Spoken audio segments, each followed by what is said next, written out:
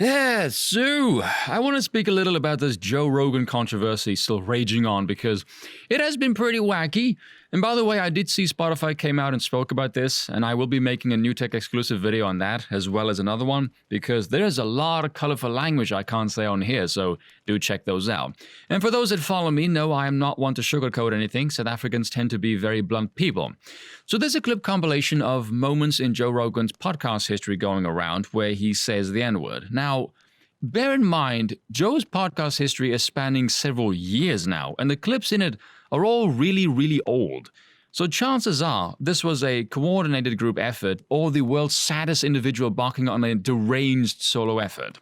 Now, the timing is very obvious in the wake of Joe apologizing to Spotify for having to deal with frothing retards who take issue with him merely conversing with other human beings strikes me as very much unnecessary and counterproductive, especially with everything Joe has spoken about for so many years. Joe, you should know as well as just about anyone that these people do not give a fuck about an apology. These people live on optics and symbolism. They stared at you and you blinked. Your apology has been noted as a sign of weakness, and now they're going on the attack and you're on the defensive. Everyone knows this, and everyone who disagrees with me, you're an idiot.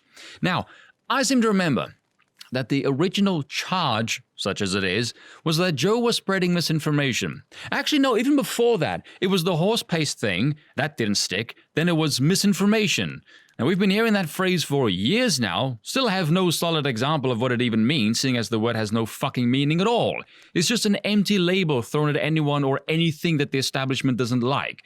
Its amorphic vagueness fuels its utility, its elasticity. And we know this because no one has actually given a damn example of what Joe or any of his guests have even said that is verifiably false. One wonders why.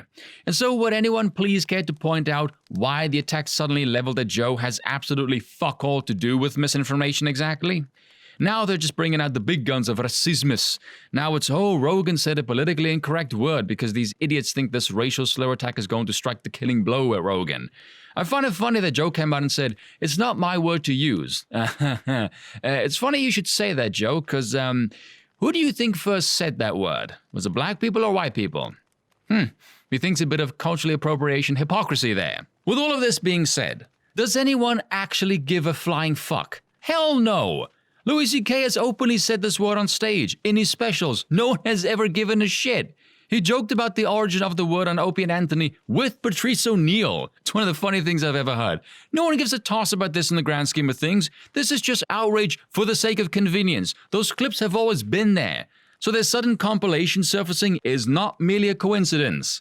Now, normally, the person would be buried. That would be the end of it. That's usually how the story goes. However, Joe is a special case because he's not just another fish in the ocean. He is a damn leviathan, and one with a lot of followers, a sort of de facto army, essentially. Now, one thing that has been noted in the wake of all of this happening with the piss and pill clutches who inhabit the toxic wasteland that is Twitter is that many of the most vocally outraged people that have been on Twitter for a long, long time, their histories aren't exactly spotless either. And it appears Rogan's fan base looked at the plan of attack, cracked their knuckles and went game on, and went full autistic historian mode and fine-tooth combed these fuckers for every last nook and cranny of their sinful hypocrisies. And now Twitter is ablaze with all of their so-called past mistakes on full blast for the world to see. We have New York City's mayor, Eric Adams, calling white people crackers, The Rock being racist and transphobic, author Don Winslow attacking The Rock for not knowing about Joe's use of the N-word, and then someone went through his books and made an enormously long thread of every time Don used the word in his own writings, which is extensive to say the least.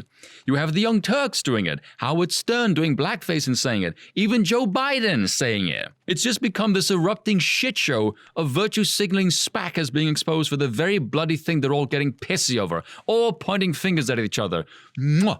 Glorious. I did hear Patrick Bet-David from Valuetainment talk to Jordan Peterson about this, and Jordan said, it's not quite clear if Rogan is on Spotify or Spotify is on Rogan. I think it's probably the latter, because Rogan has the entire corporate apparatus trying to hit him, and his power level is much, much higher than he is willing to will.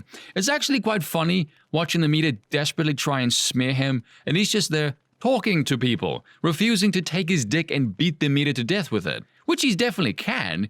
He's got an audience that rivals these broken, outdated mechanisms in some instances like 8 times over. He could eat them alive, and he is. Patrick mentioned Elon Musk, who is a friend to Joe, and Musk has made his fortune not by making anything revolutionary new. He went against the traditional car industry, and he took an existing industry and turned it on its head. Musk is a bright guy. Get him, Peter Thiel, and Rogan, and start a competing company against big tech, which is certainly doable, given the people involved. There certainly isn't a lack of capital, that's for sure. I imagine that would be quite the profitable venture. I wouldn't mind seeing the 3 lads on to discuss such an idea. Would like to see it come to fruition. And that's all for today. Until next time.